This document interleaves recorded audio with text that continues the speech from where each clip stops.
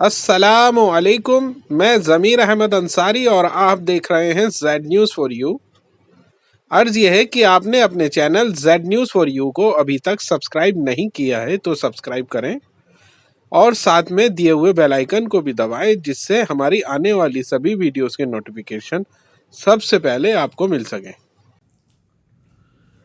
आपका जो सवाल है इसरार सा और तमाम आपके दो साथियों का कि पूरे भारत में 60 से ज़्यादा जो है पसमानदा समाज के लोग हैं, उनकी तंजीमें हैं। और तंजीमें तो मैं समझता हूँ कि 4-5 बनी हुई, चाहे ऑल इंडिया वुमेन कॉन्फ्रेंस का हो, चाहे मंसूरी समाज का हो, चाहे कुरैश समाज का हो, रहनी समाज का हो, जितना भी समाज है, मतलब शाही, शाह, फ़कीर, अलवी, तमाम लोगों की गद्दी सभी लोगों का है। लेकिन इनके पास में जो आपका सवाल है कि हर फील्ड में इनकी नुमाइंदगी नहीं है, और ख़ास करके जो है सियासी तौर पे देखा जाए तो इनका ना असेंबली में कहीं रिप्रेजेंटेशन है, ना यहाँ पे इनका ऐवान में है या पार्लियामेंट में है। दरअसल इनके पास पे कोई कॉमन एजेंडा, मुश्तरका कोई एजेंडा नहीं जिससे कि वो अपने हकूक़ की लड़ाई लड़ सके। एक तो बात ये है। दूसरा जो है, जब तक इनके पास में मीडिया नहीं होगा अपनी आवाज़ को ऐवान तक, असेंबली तक, रोड तक, चौराहे तक पहुंचाने के लिए, तब तक इनको कोई रिप्रेजेंटेशन देने वाला नहीं है। और साथ ही इनको करना ये चाहिए कि ज़मीनी लेवल पे, ज़मीनी स्तर पे, सतह पे अपने तालीम के लिए, रोज़गार के लिए, स्किल डेवलपमेंट के लिए इनको काम करना चाहिए, जो नहीं हो रहा है।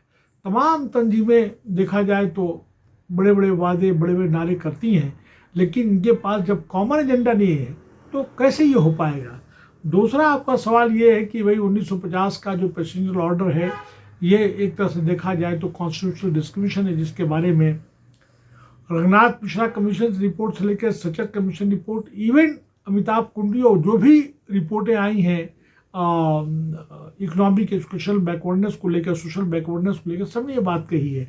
लेकिन जब तक मनुवादी पूंजवादी तत्व तमाम मुख्तलिफ सियासी पार्टियों में रहेंगे, हम बीजेपी की और दीगर पार्टियों की बात नहीं करता, यहाँ तक कि कांग्रेस जो अपने आप को सेकुलर पार्टी कहती है, और अगर देखा जाए तो स्टेट लेवल पे अगर बहुजन समाज पार्टी है या जेडीयू है, आरजेडी है, और इवन आपका जो है टीएमसी है, हर जगह मनुवादी पूंजवादी तत्व का कब्जा है, अनासिर वहाँ पे मौजूद है। जब मुसलमानों की और जब जो है क्रिश्चियंस की या दिगर अपने जो डिप्राइव्ड कम्युनिटी के लोग हैं उनकी बात आती है, तो वहाँ पे सब एकजुट हो जाते हैं, और उनका जो है रवैया कह लीजिए या उनका जो है एटीट्यूड जो है एक तरह से सब एक होता है।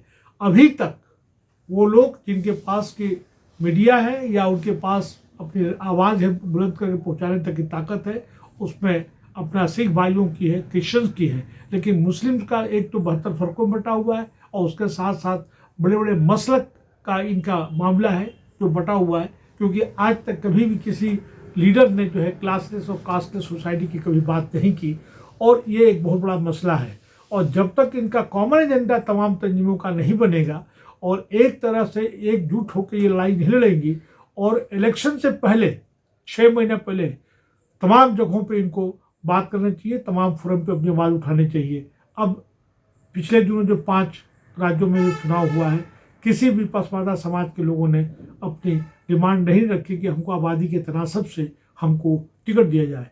तो सवाल उठता है कि भी पार्टियों को क्या पड़ी है, क्यों वो टिकट आपको देंगे। ये नहीं हो पाया। अब आइंदा आने वाले दिनों में लगातार चुनाव होने वाले हैं, और ख़ास करके अप्रैल या मई में जो है पार्लियामेंट्री इंतखाब होंगे। मैं समझता हूँ कि चूँकि ये 80 से लेकर 90% जो है पसमानदा तबका मुसलमानों में है, इनको अपनी आबादी के तनासब से अगर पॉलिटिकल पार्टीज टिकट देती हैं तो बहुत अच्छी बात है, और नहीं देती है तो अपने लीडरशिप को कायम करने के लिए इनको इंडिपेंडेंट कैंडिडेट खड़ा करना चाहिए और डिक्लेयर करके करना चाहिए। गरीब तबका जो है, जो मुसलमान है या गरीब तबका मुसलमान है, पसमानदा है, सेकुलर और सेकुलरिज्म को बचाने का ठेका नहीं लिया है, और इनको लेना भी नहीं चाहिए। इनको अपनी क़यादत को कायम करना, खड़ा करना चाहिए, और इसके लिए जद्दोजहद करना चाहिए, और खुला ऐलान करना चाहिए कि अगर आप हमें आबादी के तनासब से नहीं देंगे तो हम जो है आपके कैंडिडेट को वोट नहीं देंगे, बल्कि इंडिविजुअल लेवल पे इनको वोटिंग करना चाहिए। और वो कैंडिडेट जो सेकुलर हो, जो उनकी बात रखे, जो उनके हक हकूक़ की लड़ाई लड़ सके और उनकी बात करे।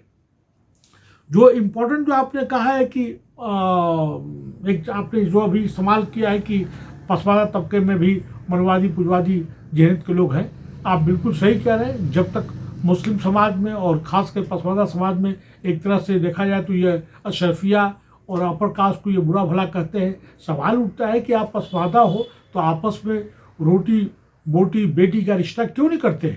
आपस में क्लासलेस और कास्टलेस सोसाइटी क्यों नहीं कायम करते हो? आप जो है बुरा भला कहने कहानी के बजाय जो है आप अपने में आपसदारी भाईचारगी कायम क्यों नहीं करते हो? आपका सवाल बिल्कुल सही है और मैं समझता हूँ कि पसमानदा तबके में भी जो है एक तरह से मनवादी पुजवादी जहनीत के लोग हैं।